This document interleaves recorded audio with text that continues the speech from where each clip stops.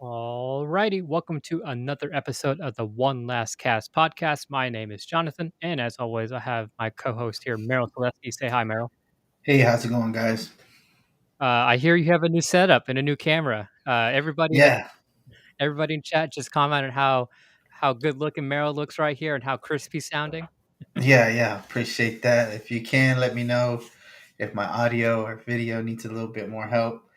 But big shout out to Brittany for getting me this set up.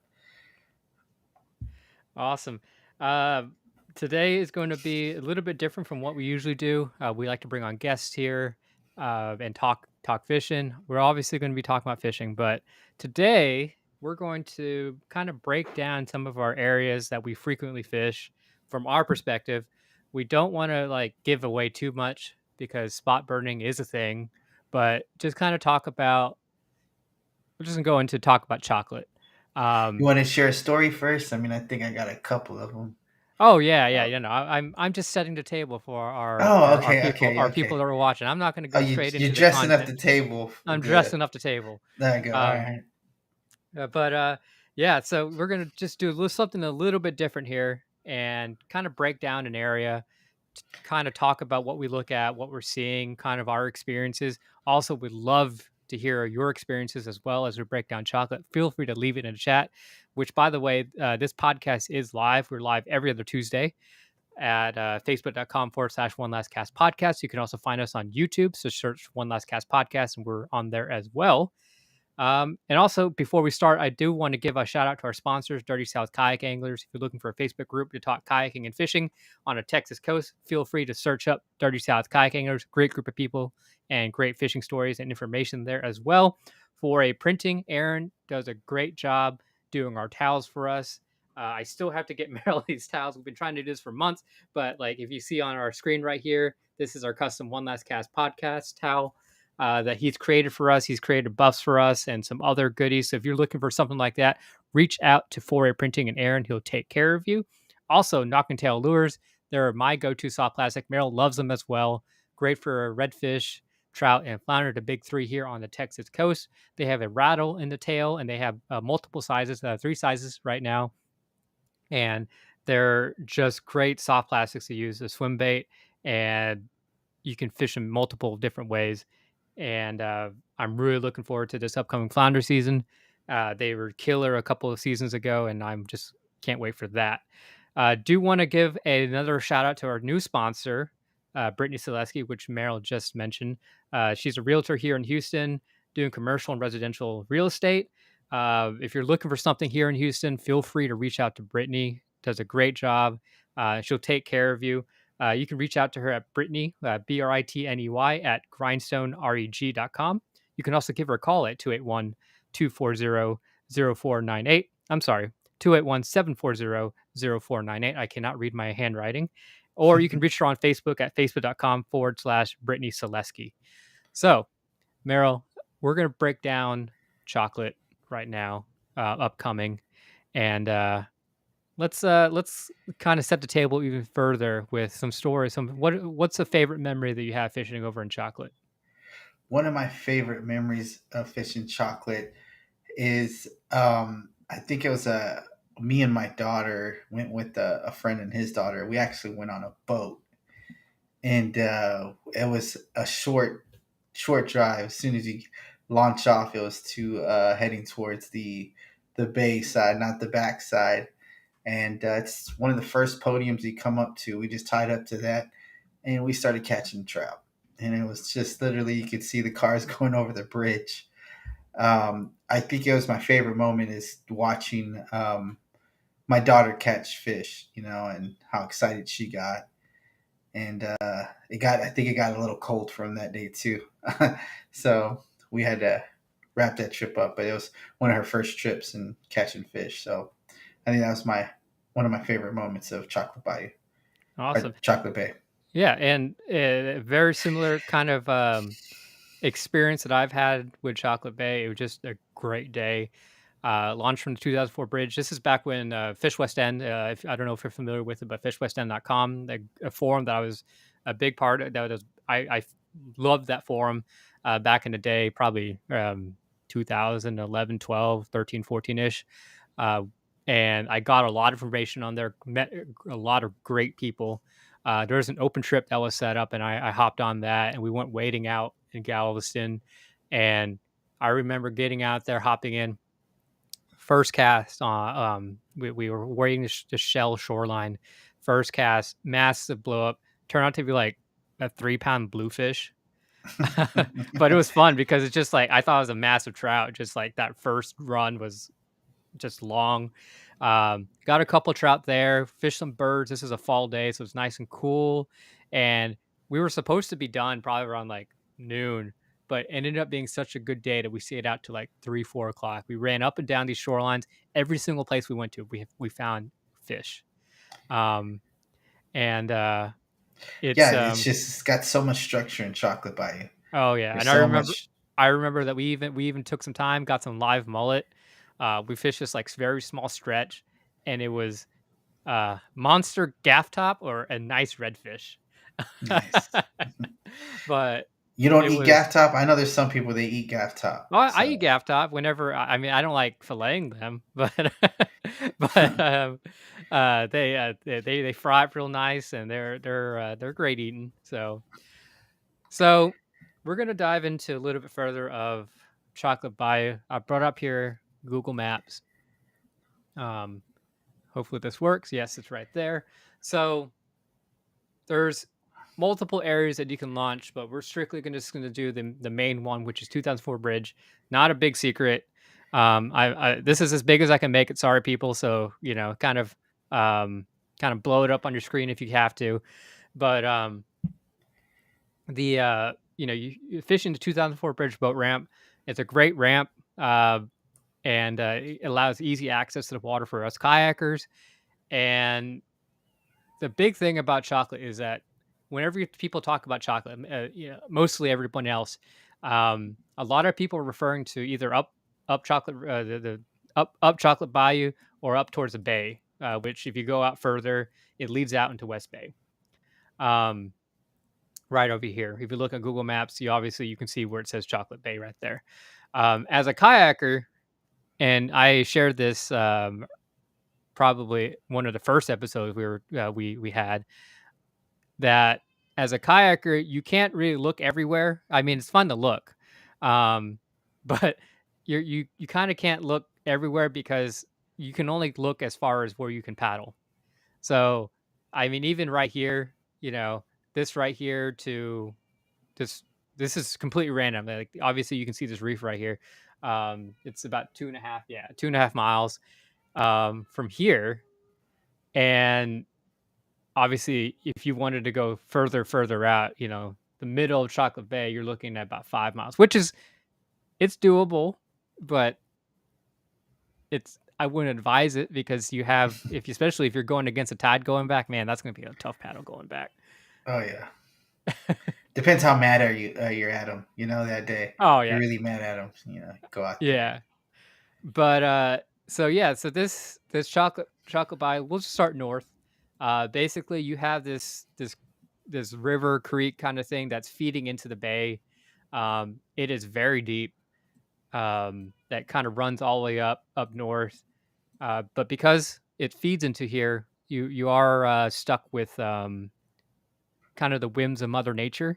As in, if you have heavy rains, this thing can get incredibly salty real quick, but it also can get really muddy and fresh real quick too. Um, have you had experience fishing with that muddy waters over here?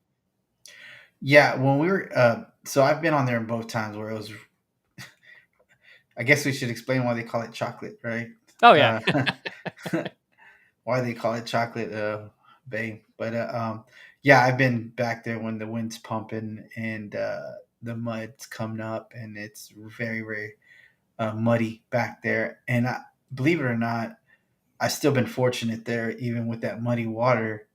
I was over here by the reef on the south end of that, a little bit further, right there, that reef right there. We're not here to burn anybody's spots, by the way. So we're just talking about our experiences. And I was there when it got really, really muddy, and I was still catching trout over that little shallow reef right there. or right behind that reef. Yeah. So a lot of people, from the boat perspective, they like to go out over here and either drift or wade. I know it's very common over here. There's just so much structure out here. I mean, you could even just see, just not even zooming in, you can see all of these little just reefs sticking out, which also can be perilous to you for boaters out here, because if you're not paying attention, you can easily run into a reef and damage your boat. Yeah, Um, Actually, def yeah, one of the most uh, exciting trips I've had. We actually started up here, launched over here. I went with a buddy of mine, and we were actually going to over to the pass. We launched from here, um, and we were running through here. We wanted to get out to the pass, our wade spot, right when the sun came up. So we launched at like 4:30. Um, and literally, what he had me do was lay down on the front of the boat while he was just looking at his charts and his track, and with a spotlight. I was holding a spotlight, and and we were running at, not full speed, but running at half speed. And literally, if I say, crab trap, there's one coming up, and I'll just point to it with the spotlight, or there's like a floating log or something like that, and I was just scanning back and forth. And the thought did cross my mind a couple of times, like, "Man, what are we doing? Are we really that mad at him that I'm just sitting in the front of the boat laying down looking at, trying to point out a freaking crab trap in the water?" But, yeah, we got out there, and it was a great topwater day. We got out there, and it was great, and we had a good time. But, yeah, it could be, kinda harrowing out there, but reefs mean fish. yeah, So, um so I guess let's just start south. We'll start south right here, and so obviously we're launching from here, and this all right here, the main channel. It's going to be very deep. I know, especially as there's a bunch of shipping terminals as you go further north. Not shipping terminals; they're just terminals for big barges and stuff like that. So they're kind of carved out some nice, some deep areas, but the main channel is fairly deep. And really, whenever you're looking for stuff, you're looking for structure, you're looking for, cuts or anything out of the ordinary. And, obviously one thing that you see right off the bat is this little, this retention area. It's just built up, I'm going to zoom in right here. It's just built up rock around here. And that one thing that immediately catches my eye as we just kind of explore this area. And also to preface this, I haven't been to chocolate I haven't been to chocolate in a while, so I don't know how conditions are here right now. It's usually good all year round, and this isn't like this is a summer spot or a winter spot. It's good all year round as long as you can find or figure out how to fish it. So, but yeah, this one, you're looking at this rock structure, and it's right next to the channel. That just screams like a fish magnet to me. Have Do you have any thoughts on this as we go further south? yeah, yeah, for sure.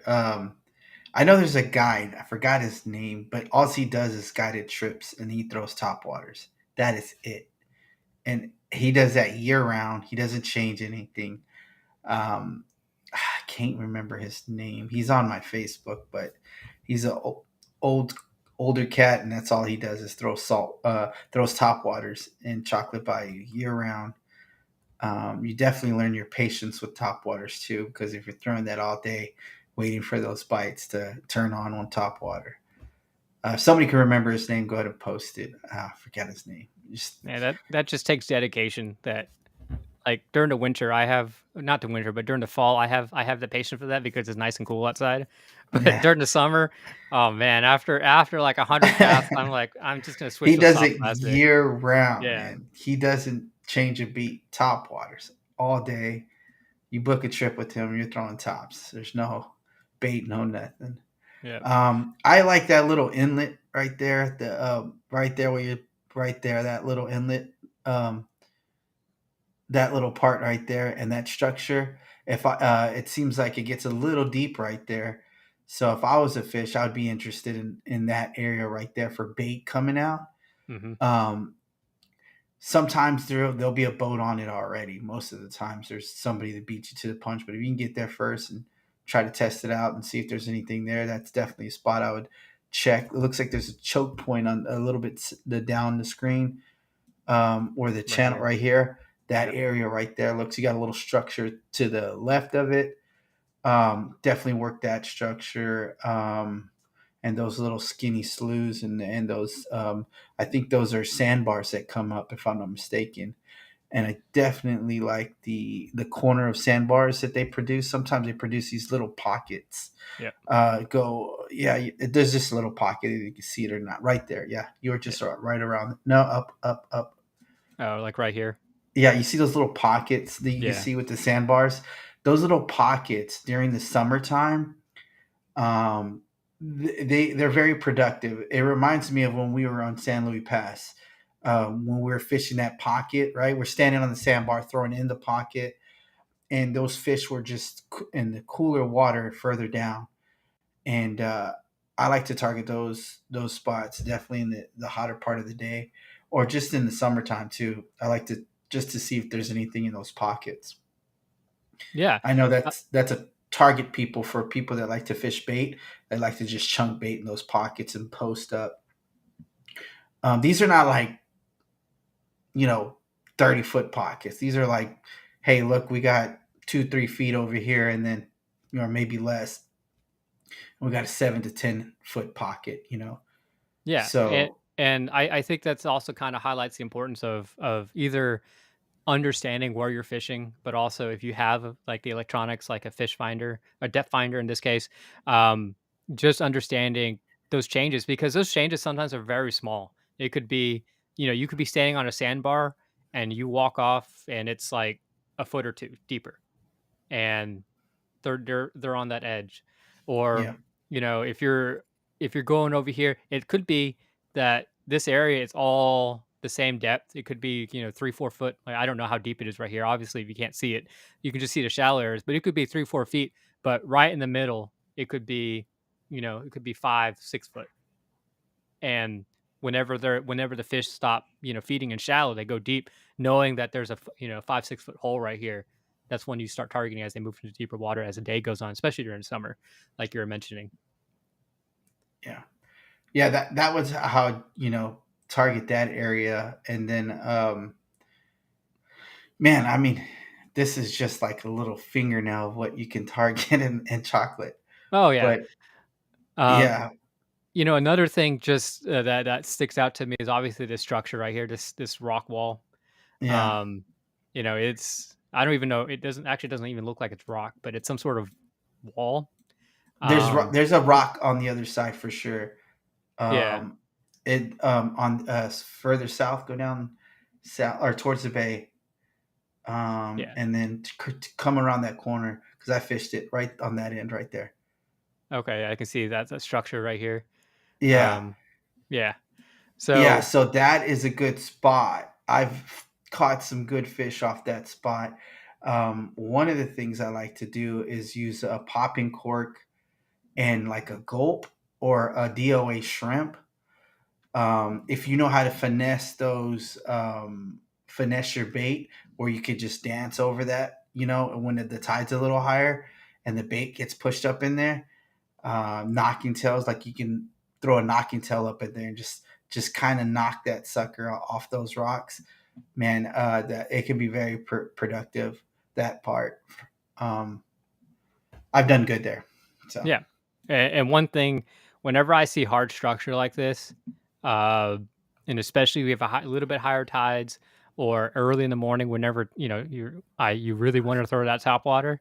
When I see like hard structure like this, I'm definitely going to be throwing a probably my the wake bait. Uh, that would be good. Yeah, yeah, just because. So I've been in situations where they would hit, like the hunchback. I'm talking about the hunchback, where I would be throwing top waters against rocks or something like that, and they would hit it, um, and they just wouldn't hook up. But if you throw something like the hunchback or wake bait, where you can fish it slower, but it's still on the surface, where the fish are obviously looking for food, that is just killer. yeah, I've been actually kind of gravitating more towards a hunchback more recently, just because of how versatile it is. And also it's easy on the wrist because you don't have to walk the dog because you just reel. Um, and there's still a time and place for my spook juniors and the big spooks, but I like to have the that wake bait on right when we start out. We have a just to go to our chat, which again we are live. You can find us at facebook.com/, one last cast podcast. And we have our listeners and viewers watching us live. They can ask questions. We have a question from Joseph Johnson. Um, for during the hotter months, are we looking at big or small lures? I do both, right? Yeah. But I mean, the I think the rule of thumb is to match the hatch. What kind of bait? If bait's getting busted up around there, which typically some like this time right now, we have a whole bunch of bait coming out of the estuaries, small shrimps, small baits coming out, right? So ideally, people like a faster, quicker approach, smaller bait. Um, I I don't like to say this is what you have to throw. This is the only thing that works all the time. I'm throwing both, depending on the situation. If I see them like take like handing it to big old mullet, right? I'm gonna throw a bigger bait. Um, and it really depends where I'm targeting, what area I'm targeting, and what I'm targeting, and how I'm targeting them. So I think that's a man. I guess I just confused everybody. But I mean, it's if I see them tearing up small baits, I'm definitely throwing a smaller bait. Maybe a little faster approach would be, you know, my 2 cents. What do you think, Jonathan? What would you do, Jonathan? Yeah, so it's again, I'm throwing both. You know, I have the small like 4 inch knocking tail or a paddle tail in my box, and then I have the large like 5 inch, as well as like the assassins in my box. They it just kind of depends on what I'm seeing. Um, I will say that generally during the as it gets hotter, I actually like to throw bigger baits because whenever I'm out, especially when I'm trying to think like especially now during the summer, um, a lot of times as a day goes on, you don't see, or at least personally for me when I'm out there, I don't see as much of the smaller finger mullets, flipping around. It's always was like those bigger mullet. Not to say that the smaller ones aren't around, but I like to just upgrade because I think as it gets hotter and if there are fish around, they're trying to move the cooler water because it gets too hot, so they don't want to expend as much energy. You think about it. If you're in a hot room, the last thing you want to do is like go run and go get your food. So I'm trying to kind of apply that thinking. I may be completely wrong, and to preface that, but I would imagine if it's hot out there, I'm not going to be able to want to expend as much energy to go get my food. So you want to go after the biggest, juiciest target that you can. Just my thought. That's good. That's a good point. Yeah, I mean, I'm seeing a lot of smaller bait coming out right now, um, especially at night too. There's some smaller bait in the lights, Oh yeah. which I'll probably head out tonight and see what I see if I see anything different. Yeah, especially it's August right now, and I know that shrimp patch is going to start happening if it's not happened already, coming up into September, and that's going to start flooding everything and kicking off that fall pattern. But it's, I think, it's more about just seeing what's out there and what's being presented in front of you. Um, Yeah, we Phil Guerrero's on the chat saying that he's seen trout go after ribbonfish. Yeah, I've seen not only ribbonfish but needle nose. Those fish with bigger trout they'll chase after those needle nose Yes, gar. And um, I think one story that Jay Lee that he has told me, one of the guys I fish with, he's one day he was out there, he was dead. He got a needle nose kind of just tangled up in his lure, and he just put one on a popping cork for fun, left it around behind the kayak, and caught like a 26-inch trout or something like that on a needle nice. nose gar. Uh, and so they obviously they trout like that kind of stuff, but if you go further, and I know you're talking about this area right here, but just looking at That further is a south, well sought out area right there. yeah. You're gonna get Um, somebody mad talking about this spot right here. yeah, and but I will say it. Even if you fish this area, I will say it probably will take you a little bit to figure out how to fish it. I'm sure this Oh, gets um I'm sure this spot gets hammered because look, you're about a couple miles from the boat ramp. Boats are going to be passing it all the time. Um, which I should also mention that if you decide to wade this area, I would definitely be careful about barge traffic. The boats probably won't create as much of a wake, but those barges that come in and out, I would watch out. Just because I don't know how that area is with the water sucking in and out, so just take this with a grain of salt. But just looking at this, you have these really shallow reefs up here, some deep areas, these cuts right here. Um, and every single one of these cuts, every single one of these reefs, hold um, the 22-inch trout. No, I'm just kidding. uh, Just tease. no, just like every slough right here is just, it looks great. And it's just a matter of figuring out how you want to approach this. Um, I think personally, there's just so much like, I would fish obviously, I would never fish the channel itself. You have too many boats coming in and out. Right. And I don't wanna put anyone or put myself in a position where, to be a target or get somebody pissed off at you. So I would definitely fish the inside right here. And Um, then kind of drift whatever. yeah, So like that, if you're in a kayak, right, and you would want to drift on how, so you're presenting your bait and trying to get it in the strike zone. So depending on the current, whether it's coming in, going towards the bridge, or if it's going out towards the bay, you would want to position your kayak so when you're drifting that area, you're just presenting that cast into those little openings and those little pockets, or behind it, or wherever you see stuff, right? But that way you're not fighting so much. I mean, if you find a prime spot and you have a pedal drive, you could probably just post up, right? And just hold your pedal and just cast and hold your position with your rudder or a stakeout pole. Um, but I always like to see which way my kayak is drifting and then set it up in a way where I can get that cast that I want, every single time that I'm drifting, and maybe with a little flutter kick or a little simple touch just to keep me and hold me in that position as I'm drifting. Um, Obviously, you're going to do whatever the fish tells you to do, right? If you're yeah. getting bites doing something else, you're going to do that. But that's one way I would tackle that area if you made your way out to that area and you wanted to drift those reefs. Well, what would you do? Yeah, obviously drifting because there's just it's such a large area right here. And it could be, see, one of the things about such a large area where everything looks good is that sometimes obviously the fish will just be everywhere. Everywhere, every single little cut right here, there'll be a fish. But sometimes they'll just be in a small area. They know what's up, and Right, they'll find an area. Either the bait will just be in this one area or whatever, for whatever reason. So covering water is always, it's always the name of the game. That's why I like having the Hobie or any pedal kayak, just because you can cover water and fish at the same time, instead of drifting, allowing the waves or the currents or the wind to kind of carry your kayak and kind of dictate what you're doing. With a right. pedal drive, you can make the decision. I'm gonna go over here and drift and control what I'm doing. But one of these things right here, I'm definitely going to trying to throw like a popping cork, um, especially if you get towards these areas right here. So Hmm.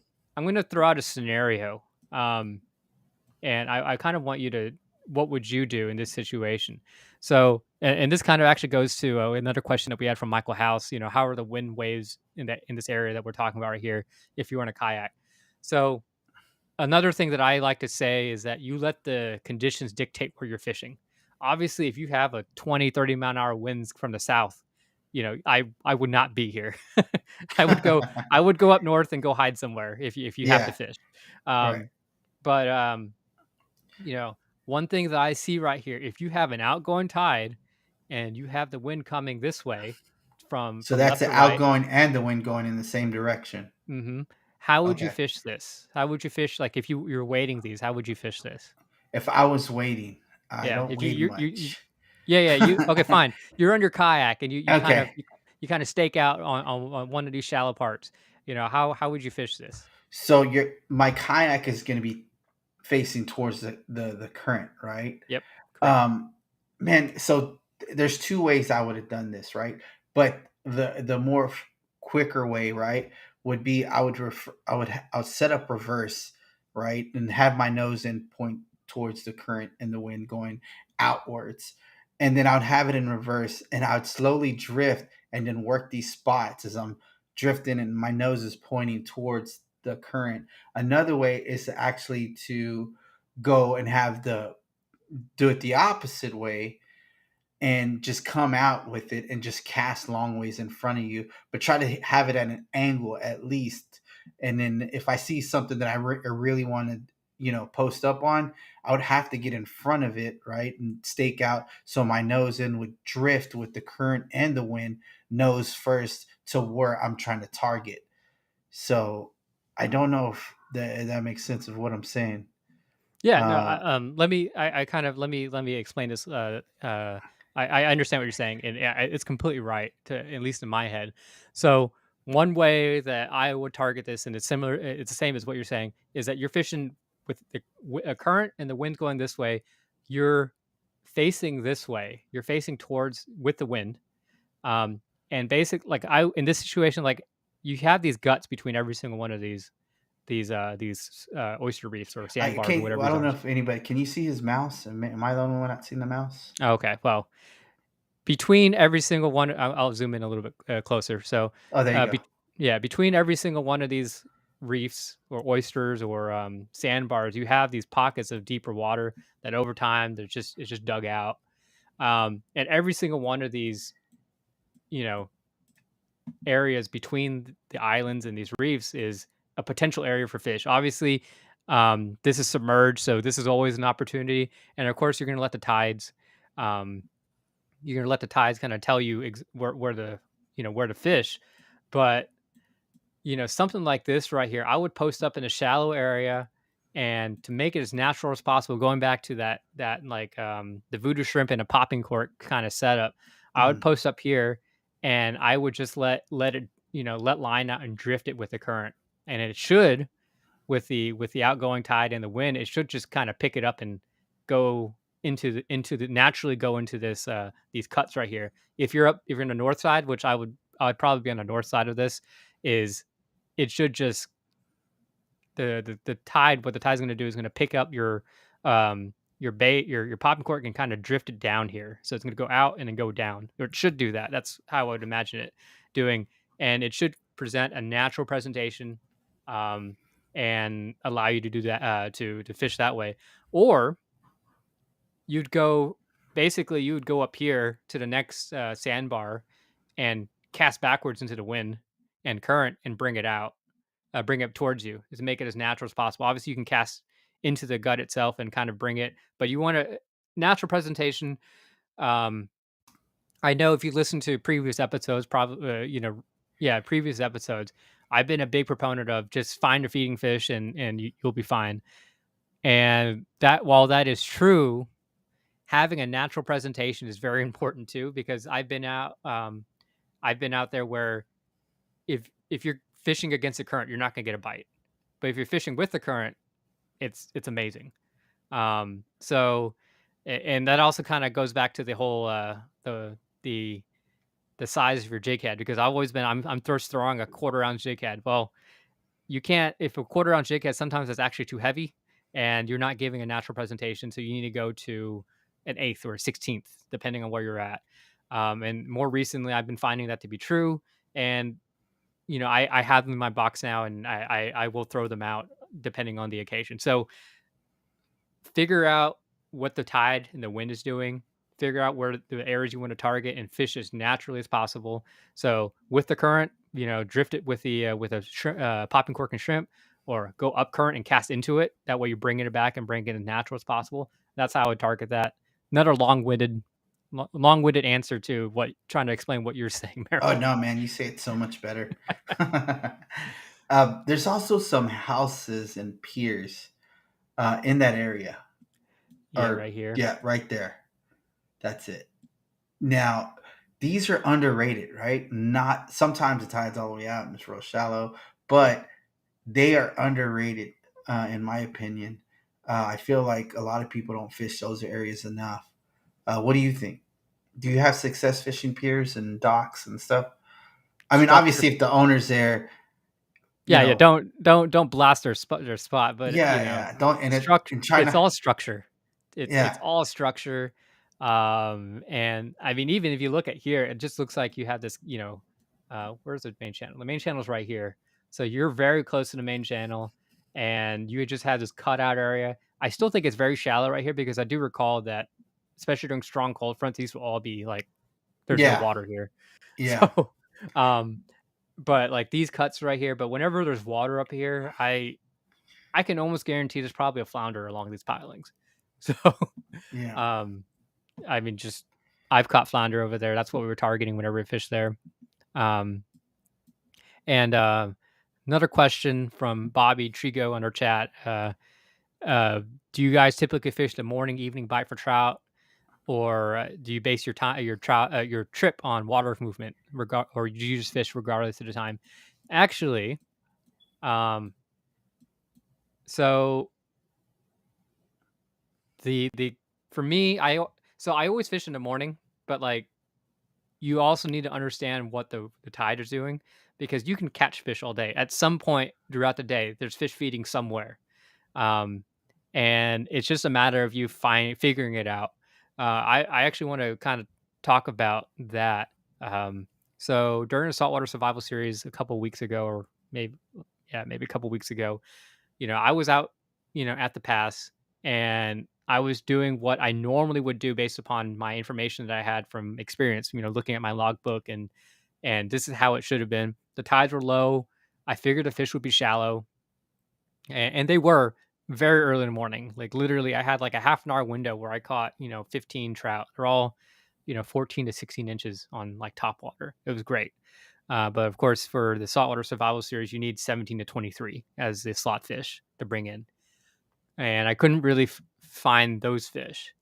Um, but there were definitely other anglers I was fishing in that area that were on fish all day. They weren't like catching them, but they were on them all day because they were doing something a little bit different than I was. Don't want to really give it away, but they were fishing differently and they were just on fish all day and they were kind of just sat down in an area and just figured it out. Whereas I just moved around so much trying to, look at my past memories and past experiences and try to build something where it ended up not working out. But You um mean your note taking didn't work out? no, no, it's hey, the notes can't always save the day. So it gave me a good game plan, and I think probably like I mean, the fish were there, the right? fish were I there. mean, Yeah, yeah. yeah, The other people who were in the area, they placed in the tournament. They got in the money. They did really well. Had some really nice trout. So it just goes to show that I was in the right area. I just wasn't doing the right thing. so so it's a combination. Obviously, early morning, the trout are usually more active. Fish are usually more active in the morning. In the evening, and then you combine that with figuring out the tides and what they're doing, and you can fish. You can catch fish all day. So that's another yeah. long answer. A good thing is if you're in the morning and you got a good tide movement, that really helps out the bite. And this heat, if you're not clothed right in this heat or you're not hydrated, you obviously don't want to be out there in this heat trying to get some trout, catch some trout. But I think good tide movement is probably one of the main factors in knowing what the wind's doing. We talk about trout a lot on our earlier episodes. I like to see what the tides are doing. This sounds crazy. A day or two before that tide movement, because that tells me, okay, if it's been high tide this whole like 2 days and it just started falling out, that the fish might be further back in some certain areas and haven't made their way out yet. And depending on how far the tide's falling, right? Um, Yeah. So yeah, I kind of, and then sometimes I look ahead of what the tide might do, like closer to a full moon, right? Or your half moon stages or your quarter moon stages. Um, Sounds crazy, but you know, people do different stuff, right? And you gotta. I always say this. I've been saying this for many years. You got to write your own book.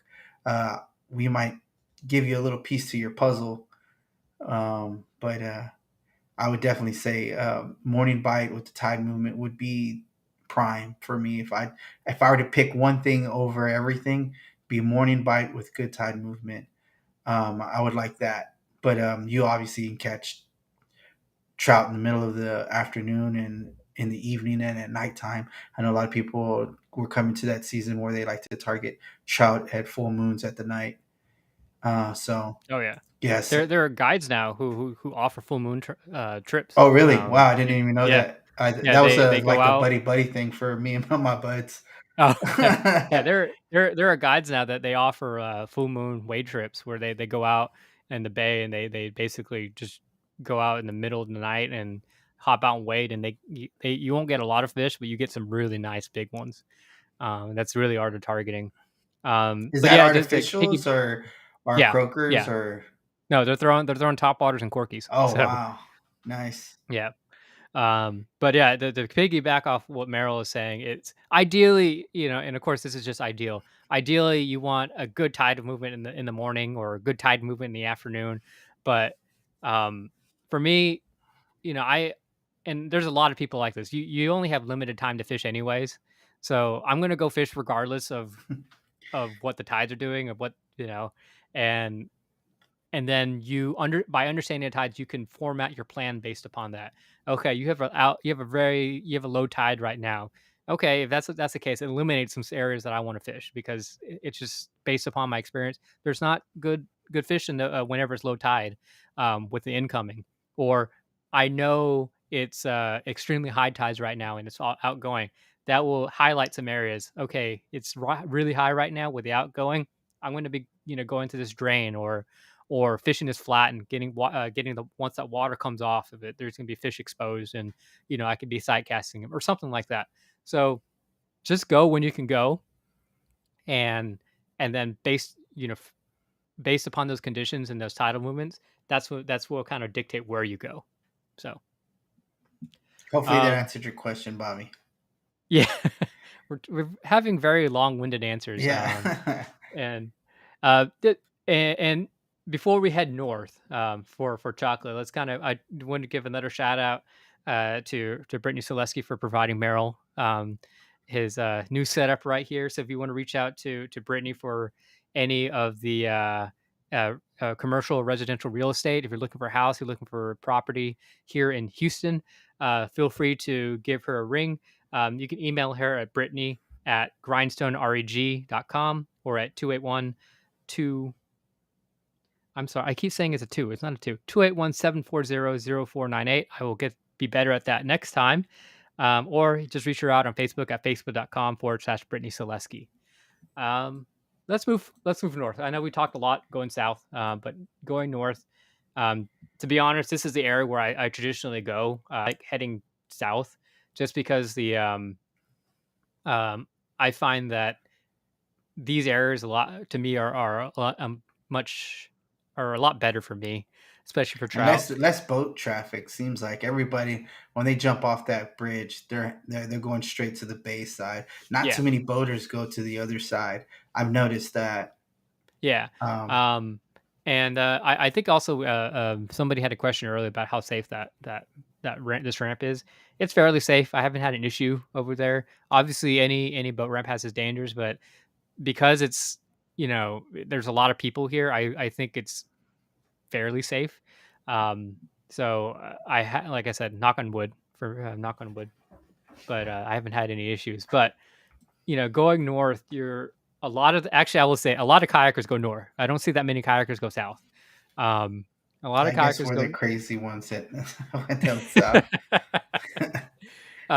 Well, I mean, I don't go south too often. It's really I'm more of a north guy, but a lot of these areas are a little more um, familiar to kayakers. I say some of these little these inlets right here, these little ox like kind of they're not oxbows because they're not closed off, but these little inlets, they're very shallow. So boaters don't traditionally go up in here. They some of them do, but you know you these areas are high target areas for kayakers because they can get into it.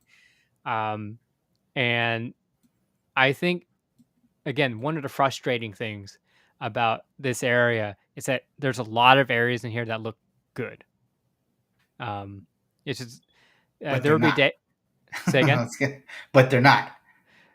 They look good, but Kinda. they're not. Well, yeah, yeah, yeah. There is some dead water in here, especially like during the summer. Like if you go back up in here, it's just shallow and muddy, and the water's hot. You know, um, I think one of the things that, especially during the summer, you really need that moving water, some deeper water, because once that sun comes up and the water starts getting a few degrees warmer, it just shuts off those fish, especially trout. You know, redfish they'll kind of stick around, flounder will probably stick around, but those trout they'll just disappear in a heartbeat because it gets too warm. At least in my experience, that's the case. Um, but one thing I wanted to talk about is don't discount the channel. A lot of kayakers they just go straight up into these areas and they'll hit shorelines and whatnot. But I don't know a lot of them that would just go and just fish the channel, um, which is what I like to do. That's kind of my cup of tea. There is finding these drop offs, that go into the channel, which I think the channel is like 15 foot deep or something like that. Don't recall exactly, but going from like 2 to 3 and then fishing that 4 to 8 foot ledge and just working that. Um, what about you, Merrill? Man, I was gonna ask you about how would you attack a mouth? Like you have a couple mouths there that have little back creeks that open up into the water. Like, do you go? I got my way I do it. I'm just curious on which way do you? How would you attack a mouth where water drains out of Yeah, in an so area? So you whenever you have that, number one, if you ever have a mouth, I always like an outgoing tide. Just staking out outside of it. Obviously, I wouldn't go into it. Just staking out outside of it and just casting in and bringing it out. Um, and also understanding how the anatomy of that area. So some of these, let me actually bring this up closer. I'm just gonna go to the closest one. So like right here, That's fine. Yeah, that one's a good y- one. yeah. I like that one. So yeah, I actually don't like this one. So, I'll tell you um, why I like that one. I like this one probably from a different reason from the approach you fish it.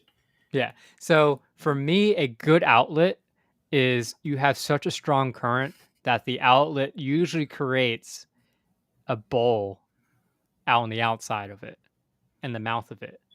Um, Whenever you have these high currents coming out, constantly coming in and out, you can find it. It's either going to create, just it's going to, if especially if it's like a lot of silty water, it's either going to create like this, it's going to block it up with a bunch of sediment, um, and or it's going to create, this bowl where it just carves out this hole. And whenever you have that, to me, that's just money. You just kind of sit out on the outside of it, find that hole, understand where that hole is, and just cast into it and bring it out. And usually the fish will always be in that hole, whether you have an incoming or outgoing tide. Because if you're on an incoming tide, you just go over them and stick on the inside and just kind of cast into that bowl and bring it into the mouth. But that's usually how I would attack that. Yeah, you see those two boats posted up. That's a good. Those are two good spots on how they would attack that area, depending on it. Right over here. Yeah, Yeah. because sometimes on an incoming and an outgoing, they don't necessarily go downstream. Sometimes the fish will be upstream Yeah. of the island, right? As the bait comes through. Um, if I was gonna do one shot, I'd be downstream, throwing the bait upstream, let it drift downstream, and be downstream of that island. Mhm. But sometimes those fish they'll get upstream and they'll be posted up there and upstream. But see that mouth, right? I would never just go straight up to their mouth. I would actually work the outsides as I coming up to it. I'd work the whole outside, and sometimes that bait will get pushed up on that back island behind it, like as it's coming down. So this back part right here, and sometimes it'll be off, like if the water's going to the left or the right.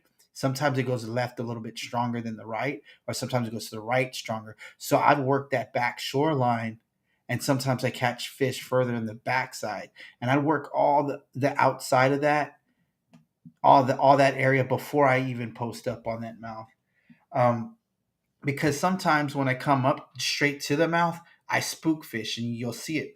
You'll like come up to the mouth and, excuse me, you'll come up to the mouth, and then you'll just see these big old swirls and big old mud boils, and then these fish just dart off, or you'll hit a fish, it'll hit your kayak. And that's happened to me too many times to not take my time and come up and work that area as I'm going up to the mouth. Um, but for that area, I usually hit them on the left side of that, the left side of that island.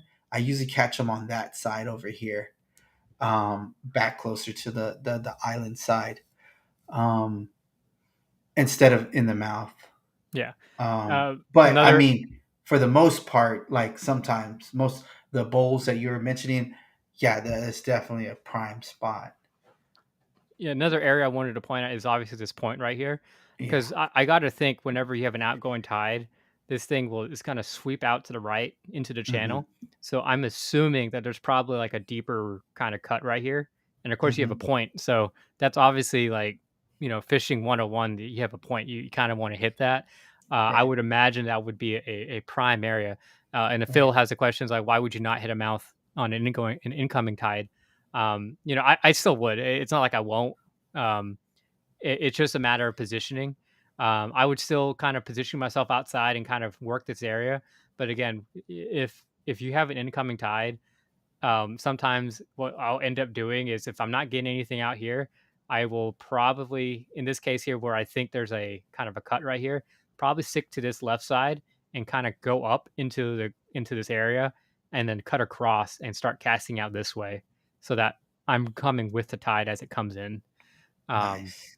Yeah. it's just a matter of positioning, um, and, like, some of these drains that I fish, they're very small, and you can't even do that. You spook the fish before you even, you even do something like that. Like, yeah, there's a couple drains I'm thinking of, and they're probably about 4 foot across, and that's it.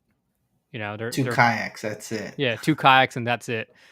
So you have to fish the outside of it, yeah, because once you go in there, you spooked everything on that drain. So, Yeah. um, um, but even if you go up further in here, one of the cool things about Google Maps and any Bing Maps as well, they have these different layers that you can look at, and you can see like these areas where it's deeper comparatively to this is a relatively low tide right now. So you can see where all these little, as you go further up, especially for you red fishermen, who like to target reds, you can see that it looks like the main channel, quote unquote channel here, where it's probably going to be like 2, 3, 4 feet at most. It's sticking on the right side, um, and so where all these little cuts are, and you can kind of follow that. Uh, we had another Joseph's asking another question. He's asking define deeper water. So deeper water is relative to where you're fishing. So like over here, I'm pretty sure over here is pretty shallow. Just this area right here is really shallow. I've especially for your drive, you can definitely like even on a higher tide, you can sometimes feel the bottom over here. And then you get over to the channel, and it's like I said, it's 15 foot deep. Some of these areas they get 4 or 5 foot. It's just a matter of it's relative to the area. So, um, going further up over here, um, I'm just gonna say it. Have you ever done good in here? I well that one I actually I didn't make it into that into the back lake right there, but I Yeah, did fish the outside, and I think I caught two flounder right there in that area. Um, and yeah, I just didn't make it to the back, but I caught two flounder right there. yeah, Um, I mean, there was a lot of redfish that day, but for some reason, that's where I caught the two flounder at. And they were both over 19 inches. nice. Uh, that was how I did that, and I think they were right at the mouth. And I think Yeah. the mouth question is my reason. I don't. I do. I'll fish a mouth because there's some fish that naturally hang out at mouths, like they just stay there, incoming or outgoing tide. But most likely, fish like to ambush their bait as they're coming. The weak bait is coming out from the back lakes. These bigger fishes will stage right there because they know that their meal is about to come to them. So they won't need to work as hard to catch that bait. On an incoming tide, water is just being pushed up, and those fish will just travel as high as they can going up there looking for bait. So they're not typically waiting for a falling tide or draining bait to come out or a weak bait to come out to feed them. They're actually going up and hunting and looking for it up into these mouths. Um, Yeah. but I'm not to say that you won't catch a fish at a mouth on an incoming tide. Some just naturally hang out there because I could think of 5 places right off the top of my head that they hang out at mouths on incoming tides. Uh, you know, defined mouth, right? This is in between two lakes. Another spot's in between two canals. I mean, I could go on forever, but I mean, some do, right? But Yeah. generally speaking, And actually, that reminds me of an experience that I had. Again, this is one of the areas where it's literally like 4 foot across. We were fishing this area, and we had a really strong outgoing tide, coupled with a front going through. So it's just that back area just dumping all this water out, and on the inside, redfish were just destroying bait, like mullet and stuff like that, just destroying it. And we couldn't really, we didn't want to really go up in there because what was happening, and when we got up to there, got up to that mouth, what we were seeing is that some of these bait, like shad and mullet, they're stunned because they would, get butt knocked around as on the inside, and they would float out, as the water was coming out, and they would just disappear because these trout, redfish, and flounder were just sucking them under, and they're just sitting on the outside, mm-hmm. letting all the redfish on the inside do all the work, and they just sit there and just suck up all these bait. And what we ended up doing is number one, that's at that time I actually caught my first out of like 2 or 3 flounder I caught on top water. Just we're throwing it up in there and just Oh, letting you it come caught out. flounder there too. That Yeah. place gets stacked with flounder. Oh yeah. But we ended up doing is we got popping corks, and we had like our leader line was probably like 4 or 5 inches, very shallow. Is nothing. And put a little. I think I just put on a soft plastic, whatever I had, like the Hackberry Hustler, just cast up in there and just let it come out. And every single cast was a they weren't big, nice, 16, 17-inch trout, an occasional flounder to get it if you kind of toss it off to the side, and an occasional redfish will come out and eat it. But just that kind of indicates that they're waiting for all the weaker stuff to come out. Um, Kind of taking back a look at this right here. This is kind of what I'm looking for. You can see like you have this obviously right now. You can tell this is very shallow. There's no water, but you can see this pocket right here on the left side, and you can see it as deeper. So whenever there is water over here, that's what I'd be targeting, this deeper pocket right here. Obviously, whenever it's filled with water, it could be anywhere, but whenever you have a mouth like this, understanding traditionally where that digs out, where the current may dig out some of this ground here, that's what I'd be targeting. Yeah, can you zoom out to where those boats were at? Typically, if I was trying to catch trout, this is how I'd position myself, like those boats are. Oh yeah, you can You see know, and if the this yeah, channel right here. like if you Yep. just wanted to catch trout, like ideally, I'm not saying you won't catch a school of redfish running by, you probably will. But if I was gonna try to target trout, that's a good idea on how I would target trout. Yep. The way those posts are posted, incoming or outgoing, with respect to the wind. Yeah. Actually, one of them there.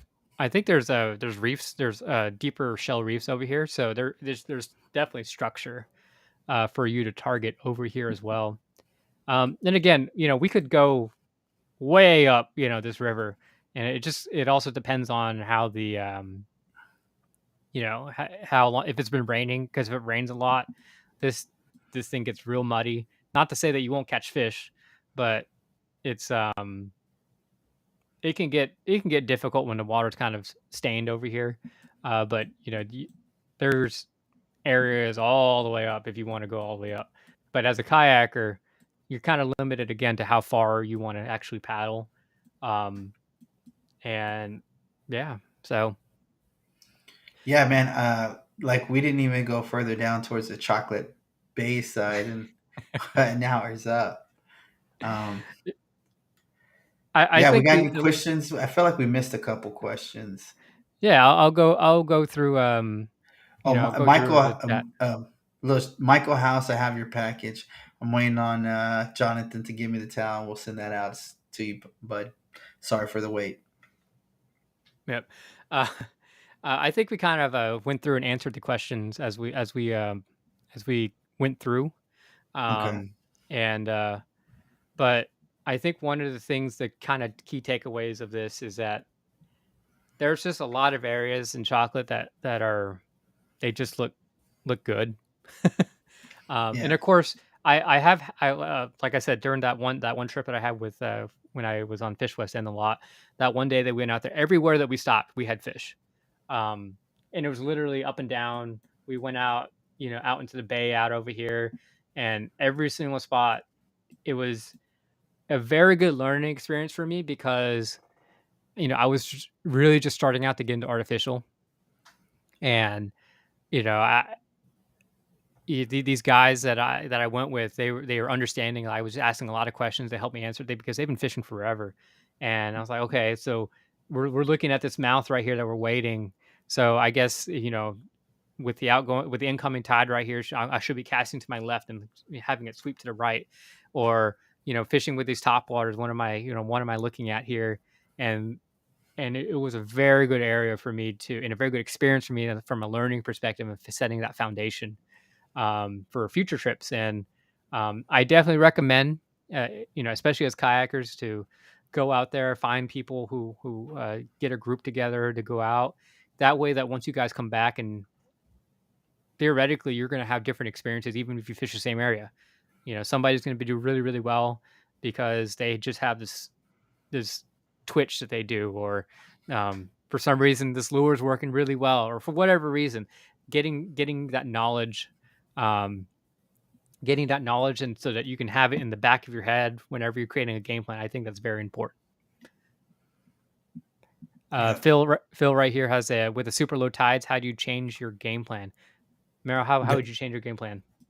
So it depends on how long the tide's been super low. They've been like that for a while. I'm hitting them deep every time. Like I won't even try to target fish in shallows or anything. I'm working the channels. That's what I would do. Look for deep water.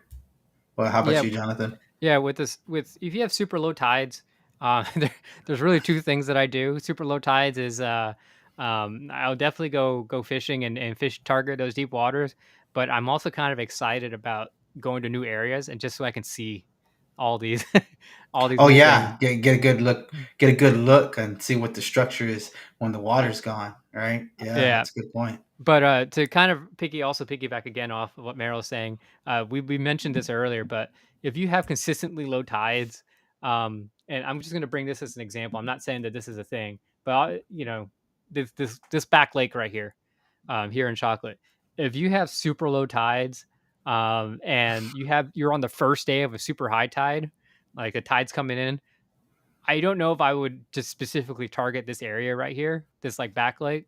And like again, this is just an example. Just because you have to give it time for fish to, like, okay, the tide's high enough right now, I'm gonna go back in here and find food. Um, Whereas if it's high tides all the time, yeah, maybe they'd be back in there, because they've had time to acclimate to, there's probably food in here, and we can go around and look for food, and you can go in there and find them. So, but yeah, with super low tides, just finding that deeper water. Um, I wouldn't discount shallow areas just yet, but I would give them a shorter leash. And I say that, and I during the saltwater survival series, I gave that too long of a leash. I kept targeting those shallow waters because, um, probably because, like, my experiences were probably coupled with really strong tidal movement. So just because conditions were quote unquote similar at the time, it doesn't mean that the previous tides or the tides after weren't really low and not conducive to what I was doing. So, all right. So I hope you guys enjoyed our little breakdown. I know we just kind of rambled on and talked about it, uh, about chocolate, but I really actually enjoyed just going to areas that we like and just talking about and how we would break it down. Hopefully, you found that beneficial as well. Um, and kind of get a shout out to for those of you who are listening. We are live every other Tuesday. We try to be at around 7 Central Standard Time. So you can find us at facebook.com/, One Last Cast Podcast, as well as YouTube. Just search One Last Cast Podcast. We're on there as well. Or if you're listening to us on a podcast, you can download us anywhere, Apple, Spotify, etc. Merrill, our hour's up. Kind of take us away. Any insights you want to give? I'm gonna hand it over to you, and then we're gonna sign off for the evening. Yeah, man. So it's getting hot, right? So I'm definitely a safety person, but it's getting hot. I noticed that that's a lot of big concern. A lot of you kayakers wear really thin, breathable performance shirts. Maybe some really thin gloves. Maybe a hat. Don't care about how you look. Just make sure, even if it looks dorky, just wear a hat that'll cover up your most of your face, your ears, your back of your neck. Even those hooded shirts that come up over to help cover you up from the sun. Uh, I don't say you use lotion because I don't know if fish can tell or not. It's when you're throwing artificials. So if you have to use lotion, use spray lotion. I'd recommend that. Breathable pants, fishing pants, and I wear Crocs with some thin socks. So definitely not sweating in my feet. So and then stay hydrated. Drink a lot of water. Make sure you have a comfortable PFD on, and be careful and be safe.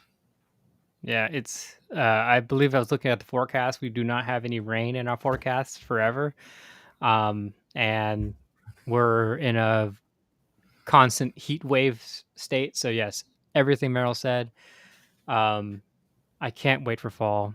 I really just want summer to be over. This year has been tough, and I just want to get back to something I'm more familiar with and kind of reset and recharge and get some good trips in.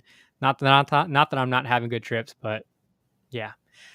Anyways, this has been the One Last Cast podcast. Before we sign off, I want to give a shout out to our sponsors again, Dirty South Kayak Anglers. If you're looking for a Facebook group to join and be a part of, Dirty South Kayak Anglers covers kayaking and fishing all up and down the Texas coast. We're also 4A Printing. Reach out to Aaron if you're looking for custom towels, buffs, or any other type of gear. He can help hook you up. He does our custom towels. So if you're looking for something like that, reach out to 4A Printing and Aaron. And like I said, he'll hook you up.